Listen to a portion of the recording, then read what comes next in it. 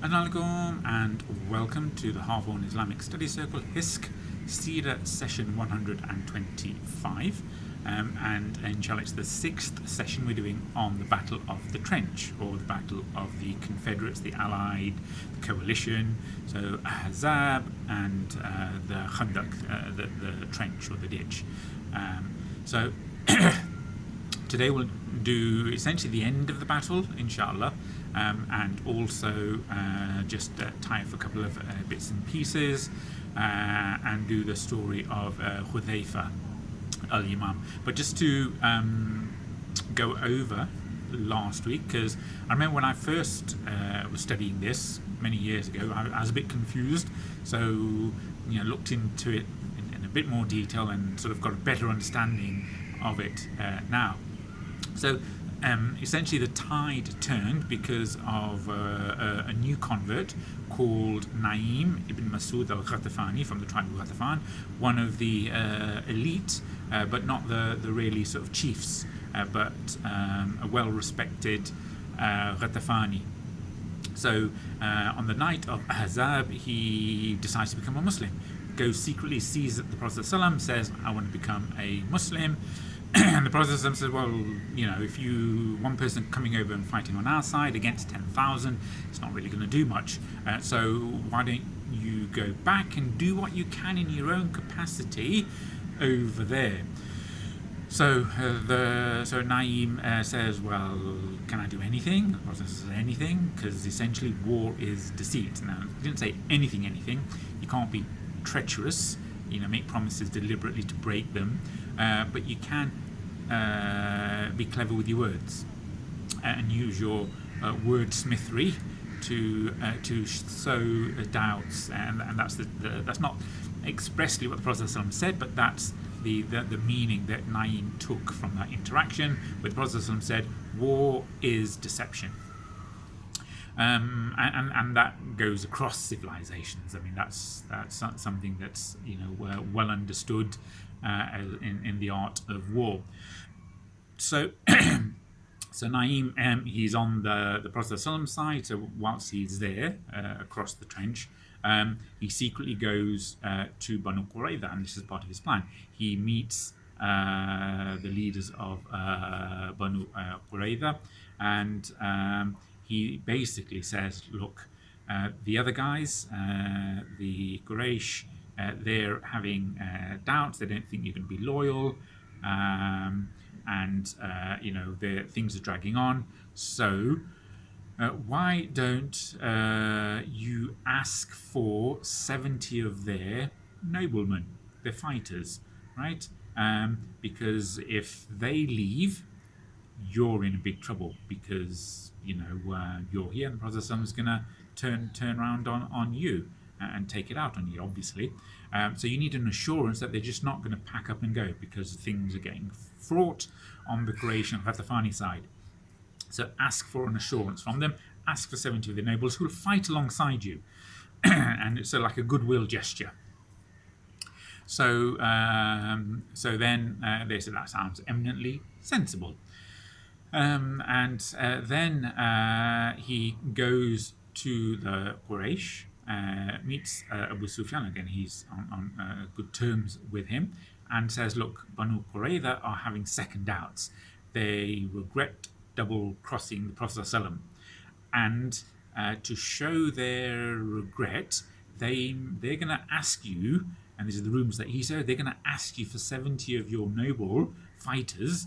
And then when you hand them over, they're going to execute them as expiation, or hand them over to the Prophet ﷺ for execution as a peace offering. So that way they'll try and get around the anger of the Prophet ﷺ for double crossing him. So if they come, don't give them 70, because this is what I've heard, is they're going to execute them. But just keep this between you and me, his conversation, Naim and Abu Sufyan. And so he goes away, and then he goes to his own tribe, Ghatafan, and he says, look, the other guys, they're both having doubts. We're just here for the money. They're a mercenary army, and they're going to come and ask for 70 of our nobles, as an assurance for the Quraish and for Banu Quraiza. If they ask for 70 of our nobles, say, you give yours first, and then we'll give ours. So that's the interplay, and things transpired exactly as that. So the Banu Quraiza, because they've got the most to lose, they go to Quraish and say, what's all this? You came here to really obliterate the Muslims. We went against them. We threw everything along with you, and there's no fight. 3-4 weeks in, there's no fighting. What are you paying at? Give us 70 of your nobles as assurance. And so that obviously got Abu Sufyan thinking, my gosh, Naim was right. And he fobs them off, sends them away. Then when Banu Qurayza go back, they're thinking that was a reasonable request. How comes they're not, handing them over? They may have gone to the Hudhaifa, and Hudhaifa said, look, you hand yours over first, and they said, oh no, you hand yours over first. So the chiefs of all the tribes are were shifty eyes towards each other. So the ploy works, and so then Abu Sufyan, he sends a high-level delegation to Banu Qurayza, and basically saying, fine, enough's enough. Let's fight tomorrow. Okay, none of this dilly-dallying. They're running out of supplies, they're running out of stock, they haven't ordered a resupply. Things are looking desperate. It's now or never, essentially, because they hadn't been prepared for a siege and a drawn-out, atrocious adversarial standoff. So then the high-level delegation, led by Ikrimah ibn Abi Jahl, they go to Banu Qurayza, obviously in secret. They slip in and they basically say, look, enough's enough. Tomorrow, right, at dawn, we attack. We'll attack from our side, you attack from your side, and Ghatafan will attack from their side. So it's a three-pronged attack, and we'll do it once and for all. Two things then. Banu Qurayza goes, well, hang on a second. Two things.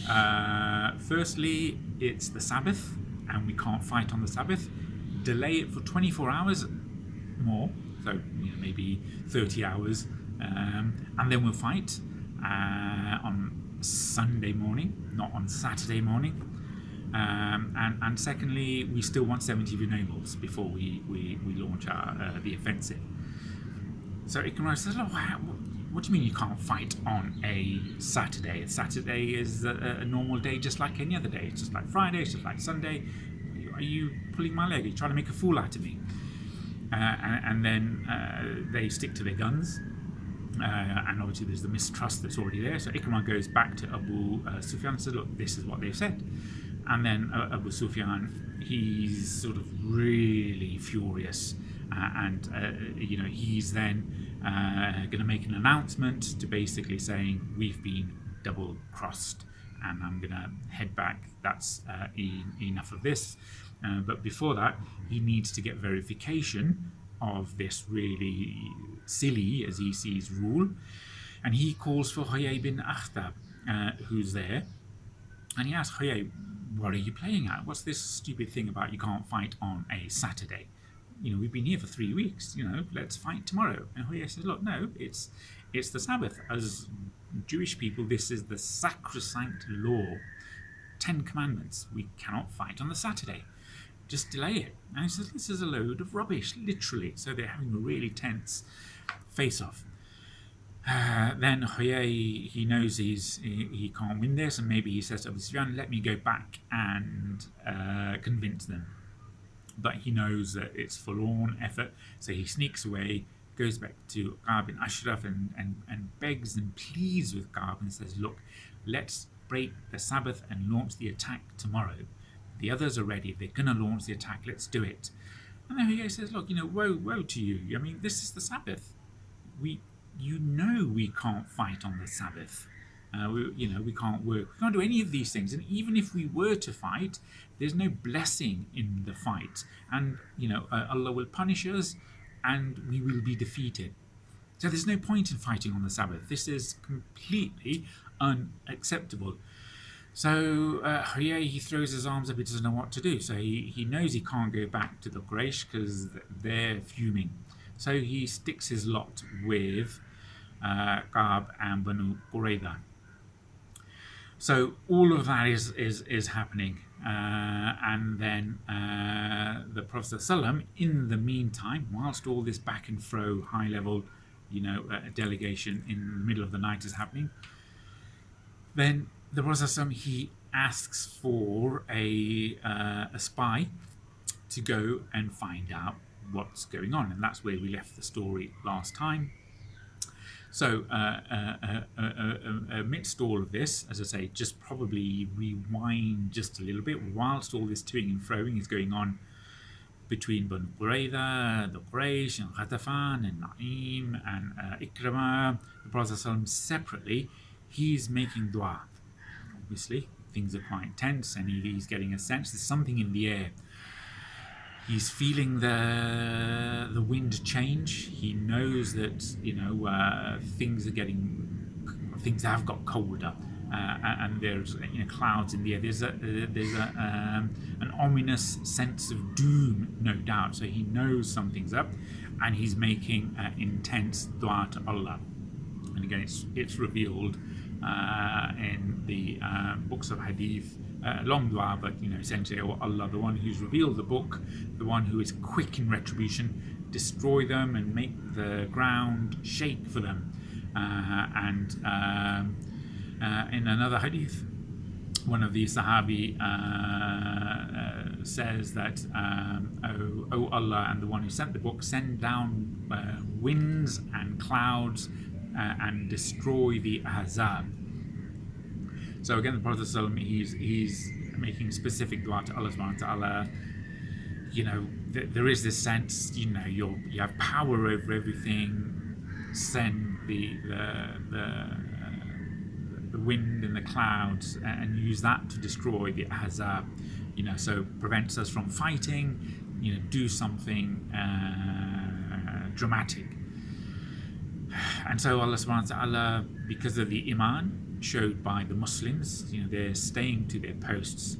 They're not being fooled by the talk of the hypocrites. And the hypocrites are saying, basically, you promised us the riches of Persia, the riches of the Roman Empire. And here you are, and we're too scared to even go to the toilet. What's all this? You're dreaming about what this utopia that you have. Common theme that even we get nowadays, and they make excuses and they go back home. But the majority of the Muslims, they're staying to their posts in the middle of winter, hungry, cold, and then the worst nights ever that most of them have faced. Wind. In their tents. They're not in their homes. They're in their tents. The wind storm, comes. Thunderstorm. And it's said that the wind made the noises of thunder. That's how ferocious the evening was. So amidst all of that, the Prophet ﷺ, he then stands up and asks for a volunteer to find out what's happening with the Quraysh, right? Amidst all this storm, there's so much going on. He needs intel, fresh intel. There is a foreboding, are they going to launch the attack? And maybe he's got, his spies have seen the toing and froing, frantic toing and froing between the Quraysh and Banu Quraiza and vice versa. So he knows they're up to something. They've not had this interaction before, and he sees them, probably going backwards and forwards. So he knows that some things being planned. So he asks for a volunteer, and then this is the famous story of Hudhaifa bin Yaman, and he's known as the keeper of secrets. And his father, al-Yaman, we did his story during the Battle of Uhud. Yaman,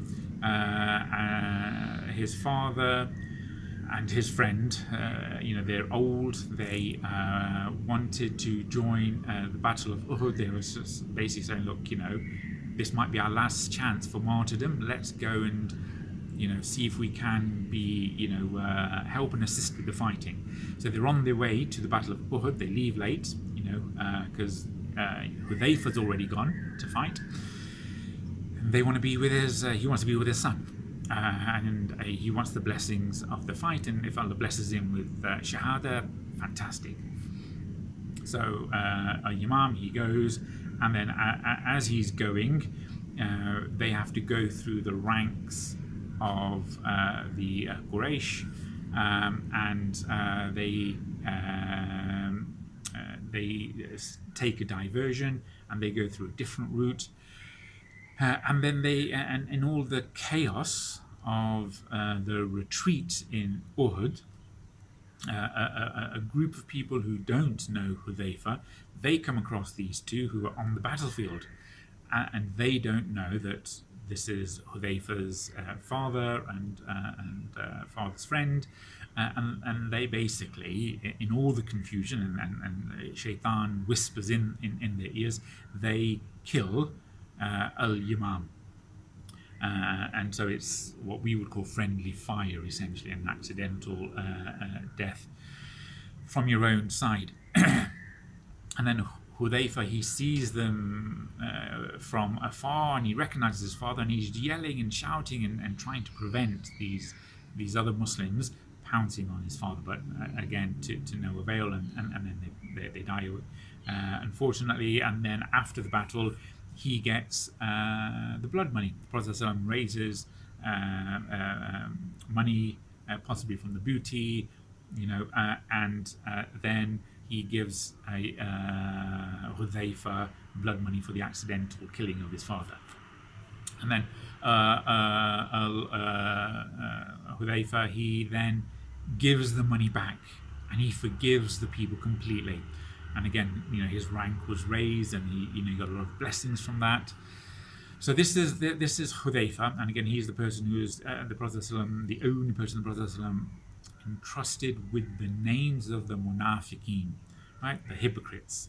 And the Prophet ﷺ, towards the end of his life, he wanted an independent, trustworthy person who knew the names of the munafiqeen. So should anything happen, Hudhayfa would then counsel the Khalif or the elites about this, and this is like a safety net for the nascent Islamic State after the Prophet ﷺ died.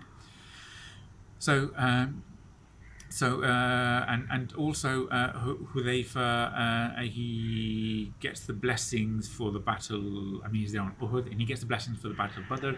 He was amongst the troop that went for the battle of Badr, but then Prophet ﷺ gave him a specific task, which took him away from the battlefield. So he's part of the Badriyun, but he didn't physically fight, so he still gets the blessings, and he's still got an equal share of the booty. So Hudhayfa, he narrates this story many years later on, and it's a lovely story where and you get a sense of this nowadays, especially where a lot of people, especially in their youth, I've encountered this, and you see this in people around you, they have a lot of pomposity and bravado, and they're in a gathering somewhere, and the youngsters, and this is not the Sahabi, it's the Tabi'in, it's the generation after the Sahabi. It might even be the people younger than the Tabi'in, and they're being boastful, and they're asking for stories of the Prophet ﷺ, and they're saying, look, had we been around, we wouldn't have allowed the Prophet ﷺ to endure all this hardship. we would have been at the front and forefront of him, protecting him. And another one of the youths in this gathering says, look, we love the Prophet so much. If I was around that time, I would have had the Prophet on my shoulder so that his feet wouldn't touch the ground. So when Hudhaifa heard this, his blood was boiling. And he's basically saying, look, little kids, what are you talking about? You weren't there. You didn't know what it was like. Shall I tell you exactly what it was like? So, so he wants to put things in perspective, and he wants to shut up the bravado of these youngsters. And he goes, you're going to show me, people like me, I'll tell you of that night, the night of Ahzab. Right, and this is the night of the wind and the windstorm and the thunder. And he goes, I'll tell you that night. Abu Bakr, Umar, Ali, Ubaidullah, all of them were there. All of us were there with the Prophet ﷺ. And a severe wind was blowing, and on top of that, it was freezing cold. And these guys are in their tents and they're hungry, right? They've endured nearly a month of siege.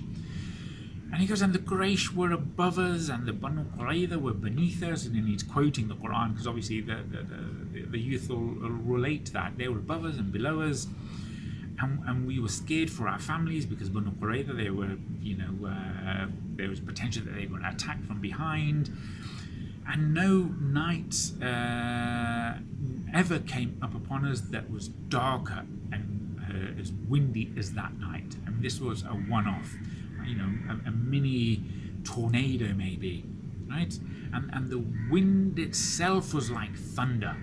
And it was so dark that we couldn't even see the tips of our fingers if we extended our hands, right? So we extend our hands, and that's how dark and cold and windy it was. Right, and amidst all of that, in that gathering, the Prophet he stands up and he says, "Who is there who can bring me the news of the enemy? And if they do, I will be his companion on the Day of Judgment." And that's the only thing the Prophet can really entice them with. Who's there that can bring me the news of the enemy? I'll be his companion on the Day of Judgment. Beautiful enticement. We like that on the Day of Judgment.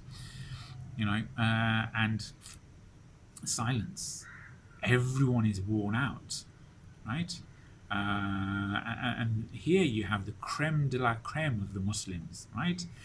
Everyone is completely worn out, and he's asking, I need someone to go behind enemy lines, put their life at risk, and bring me news. Okay, first-hand news. Silence. No one amongst the elite, creme de la creme, stands up. So the Prophet stands up for a second time and says, "Who will bring me news of the enemy, and I will be his companion on the Day of Judgment?" And again, nothing. And then the third time he goes, "Who will bring me the news, and I will be his companion on the Day of Judgment?" Silence. No one is volunteering. Everyone is scared, shattered. I mean, there are 10,000 of the enemy outside, okay? And they're a little over 2,000 maybe. So the Prophet, he knows, he's done it 3 times, it's a request. It's not an obligation, it's a request. Nothing. So then he has to he needs this information. He then has to nominate someone, and he goes, "Ya Hudhaifa." So Hudhaifa had to stand up and goes, "You go and get me the news." So Hudhaifa's mentioned by name, so it becomes an obligation for him, and there's no way out. And he recounts to this gathering, "Look, I had no choice but to go." Right? It's not that he's, lapping it up and saying, putting on a false bravado and rewriting history later on just to big himself up, to say, "Inside I really wanted to go, and I was so pleased the Prophet ﷺ chose me." No, he says, "Look, we're all terrified. None of us wanted to go. And then he picks on me, and I'm petrified, but I had no choice. I had to go." And again, the Prophet ﷺ, he chose Hudhaifa because Hudhaifa is not known to the enemy. He's not Quraishi, right? He wasn't there on the Battle of Badr because he was sent away. And he may have been there on Uhud, but he was on the outskirts of Uhud. And again, we talked about how he saw his father being slain. But he is there, and he's basically really scared, of being picked. So then Hudhaifa, he stood up, and he's shaking and he's cold, and so the Prophet, he saw that he had fright in his eyes, after being selected for this task to go behind enemy lines. So then the Prophet, he made a dua: "Oh Allah, protect him from the right, from the left, from top and below. Just encase him with protection." And then Hudhaifa says that every single fear he had then vanished at that dua of the Prophet. And it's so dark you can't even see your hands if you extend them, your fingertips. So it's freezing cold outside and it's windy. In that sense, he goes across the trench, goes into the enemy territory, behind the enemy lines, and he goes to the heart of the den, right? And Prophet gave him clear instructions: don't give away yourself, and don't cause any trouble, right? You need to come back with news. I'm not having you, sacrificing yourself. This is a really covert operation. Just go get the news and come back. Don't cause any trouble. So the Hudhaifa, he goes, and then he finds his way into the enemy territory, into the heart of the Quraish camp, and he's probably not seen Abu Sufyan, and then he recognizes that everyone's gathered around him, and Abu Sufyan's wearing the regalia that shows he is the chief. And then Hudhaifa, he says, "Look, I had a clear shot at Abu Sufyan. I could have taken him out, got his arrow, taken him out, and that would have been the end of it." But then he remembered the Prophet's express condition: don't cause trouble. So then that thought of taking out his bow and arrow and shooting Abu Sufyan, that went. And so Abu Sufyan, he stands up, and this is after Ikrimah ibn Abi Jahl comes back, and they have this conversation that the Banu Quraiza, they're not going to fight. They need 75 nobles, and then he's had this conversation with Huyay. Huyay says, "Look, the Jews don't fight on the Sabbath," and he's at a loss. So then he just pieces this information together with what Naim told him, and he says, "Look," he stands up and says, "Look, I have something really important to say, an important announcement. So let every one of you verify the person next to you and make sure they are trustworthy, right? Make sure this is us, our group, Quraish. This is top secret news. I'm letting everyone know this top secret news, but you got to make sure that you trust the people around you." And as soon as Abu Sufyan said that, Hudhaifa, he's already, not quite walking on air, but his adrenaline is flowing. He's in a heightened state of agitation because he's in behind enemy lines on this covert operation. So as soon as that is said, he immediately recognizes that he needs to take the initiative. So he grabs the person to it, and he says this, he grabs the person to his right and sort of really forcefully says, "Who are you?" And the person on his right says, "Oh, well, I'm so and so." And he turns around to the person and says, "Who are you?" And the person on to his left says, "I'm so and so," right? And so he has this aura of authority, and he's really challenging these other people. "Who are you?" And so they give up who they are, and they don't have the temerity to ask him, well, who are you then? Right? And again, it's really dark and it's windy and all of this stuff that's going around, and Abu Sufyan saying, I've got a really important top secret announcement. Then after that, again shows his quick thinking, then after that, Abu Sufyan, he stood up. And this is 3, maybe 4 weeks into the siege, and the attrition that goes with it. And then just sort of playing in his mind is the fact that Banu Quraiza have double-crossed them.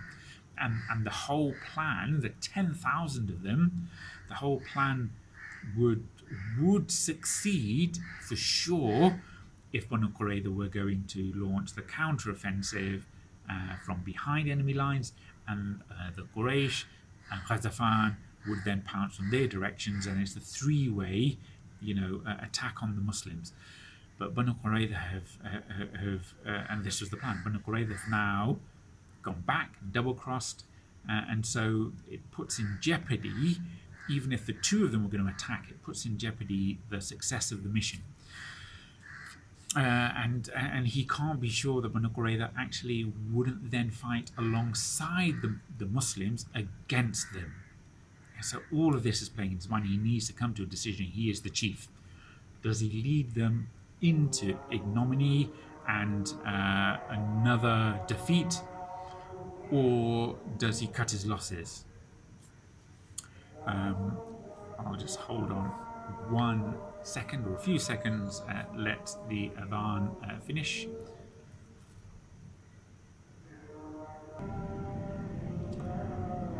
So then Abu Sufyan, he stands up, and everyone's verified. They've got no one else in their group that is non-Quraishi, and so he stands up and says, basically, look, you see how the wind is harming us, and it's bitterly cold and really ferocious, like a tornado.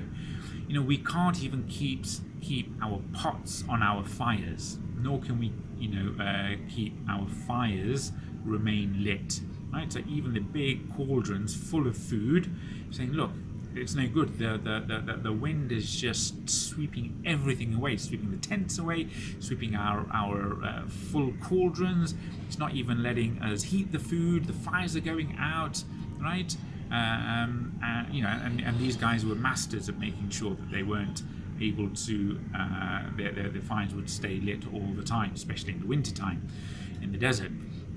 So there's a lot, and we don't even have a house to protect us. They're in tents, they're not in the cities, and on top of that, I fear that Banu Quraiza have betrayed us, right? And he explains to them this is what happened, that they've asked for our noblemen and they want to hand over our noble men to the Prophet ﷺ, to be executed. And this is complete, and he's just really seething, with anger and fury. And this is completely unacceptable. They've triple-crossed us, right? So we don't have a house. You see our situation. We're running out of food and supplies. Whatever you say, I've had enough, and I am returning. Right? And this is the chief of the Quraish. So there's a lot. Enough's enough, right? We've been betrayed. We've been here for nearly a month. This is ridiculous. Look at the situation around you. So with that, in a sense of drama, he packs up his things on with his cloak, and then he's jumps on his camel, and then he storms off. And then everyone's looking. They're all in a trance there. What is going on here? They came for fighting, and they've been here for a whole month, and then their chief is just going, right? And they've been betrayed. And there's a sense of sort of a dramatic twist right at the end. And Hudhaifa, he's there, and he's right at the towards the front. He says, look, I had another clear shot of Abu Sufyan. He's on his camel. He's exposed. I can get him. And again, what the Prophet ﷺ kicked in and said, look, don't cause any trouble.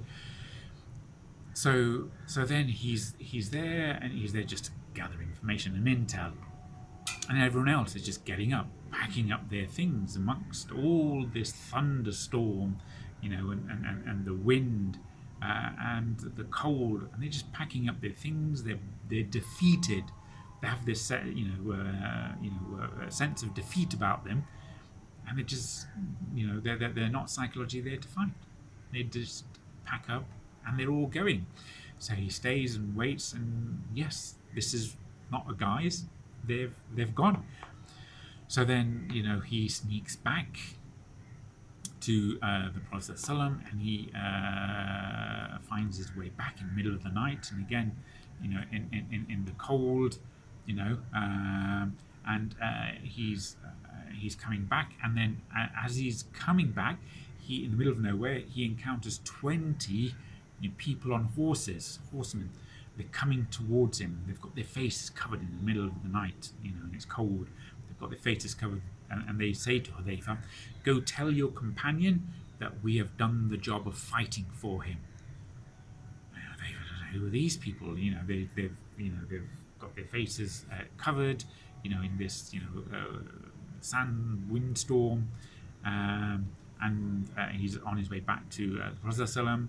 And obviously these are the angels, and he may have put two and two together.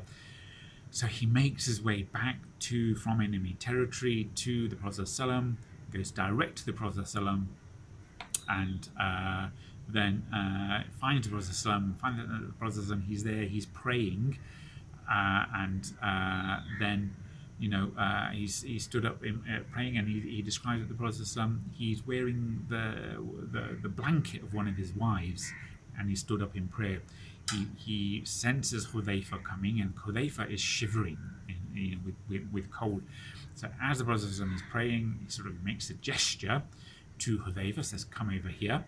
So Hudhayfa goes to him, and then he wraps the blanket around Hudhayfa whilst he's praying. So he's praying, wraps the blanket around Hudhayfa, and carries on with the prayer. And again, that's how cold it was. That they're wearing their armor. On top of that, they've got the blankets. So then Hudhayfa says he sat inside the blanket next to the Prophet. I mean, how much of a blessing is that? And that's what he gets for obeying the Prophet and doing his job to the best of his ability. So then the Prophet carries on praying, and Allah makes reference to this, and in Surah Al-Ahzab, verse 9, "O you believed, we remember the favour of Allah upon you when the armies came to attack you. We sent upon them a wind and armies of angels that you did not see, and ever is Allah of what you do seeing." And the Prophet made his dua, "O Allah, the one who revealed the book and the one who is quick in retribution, destroy them and make the ground shake from them." So we talked last week about this specific wind that Allah sends. This is a sabah, the name of this wind, right? And it said that this is the wind that carried the scent of Yusuf's shirt to Yaqub, right? We talked about that many years ago when we did Qisas al-Anbiya, the story of Yusuf alayhi salam. And this is Sabah. This is different to Dabur, which is the wind of destruction. Okay, so this wind has a bit of barakah in it, and again you can see the wind is affecting the Muslims and the non-Muslims especially, but none of the non-Muslims died because of this wind, right? So it had some blessings, and many of them became Muslim. So then that's the end. Hudhayfa then explains this is what happened. The Prophet ﷺ is really happy, and he makes the famous dua that we recite, that this is Allah who fulfilled his promise, that we will defend you, and he helped his servants, he brought honor to his army, he destroyed the massive Ahzab all by himself, and Allah is sufficient to fight on behalf of the believers. Because of the firm faith of the believers, there was no real, combat, face-to-face fighting of the 2,000 against the. Allah took care of it because of their firm belief. And Allah gave glad tidings to Hudhaifa, right? And so what we can learn from the story of Hudhaifa, and I'll finish here, inshallah. Obviously, need to go and pray. Is that, and we'll talk about some of the lessons from Ahzab next week before we do Banu Quraiza. But in terms of Hudhaifa, and again, that's it. The camp, they've all gone. The Quraish, Ghatafan, they clear out by morning time. None of them are there. Everyone is gone. But some of the lessons of Hudhaifa is his discipline. The higher goal, he could have taken out Abu Sufyan, but he was disciplined enough to remember the command of the brothers of don't cause trouble, right? His quick thinking, on this heightened state of awareness, this situational awareness. When Abu Sufyan said, verify the person next to you, I've got a secret to tell you, he was the first one. Grab the people on both sides and say, who are you, right? So it shows that his quick thinking and the fact that he was the right man for the job. The Prophet chose him for that reason. He didn't feel cold, right? It's the coldest night ever, right? And the wind and everything, yet, the dua of the Prophet, he was able to be guided into the enemy territory, deeply covert operation, to get to the front, and he didn't feel cold, and he came back to the Prophet after that. And again, it shows the theory between the difference between theory and reality, the boastfulness of youth and their self-confidence against the reality of things. These are youngsters saying, I would have been different in my day, I would have done this, and the reality of the situation, Hudhaifa was telling the story years later and said, look, you don't know what you're talking about. This is the reality of what actually happened. You had the creme de la creme and nobody lifted a finger, right? That's the reality of the situation. So don't come with your highfalutin claims that you would do X, Y, and Z. This is the reality. No one knows the reality and how you're going to respond until it faces you, right there. The way we respond to hardship is and testing times. That is a true measure of who we are, right? Hypocrites can say ugly things and dirty things, and non-Muslims can say dirty things, right? But we go by our conduct in these difficult times, right? And that's the true measure. And again, you know who your friends are. When things are tough, they're the ones who stick by you, or they're the ones who support you, not the fair weather people, right? Who are glamorized by the bling. They're fair weather Muslims, and when things are tough, they retreat and they follow the hypocrites, or they're the ones who turn their back on the principles of Islam. Here Hudhaifa saying, look, there's no boastfulness. This is the reality of the situation. We were true to the Prophet, we were true to Islam, true to justice, true to our obligations. None of this, boastfulness. Anyone can do anything when things are going good, but when things are up against you, that's the true measure of a Muslim, the true measure of a man. So some of the lessons from Hudhaifa. Inshallah, next week we'll start off with the lessons of the trench, because it's over. That's the end of the battle. That was it. 10,000 people had come to attack.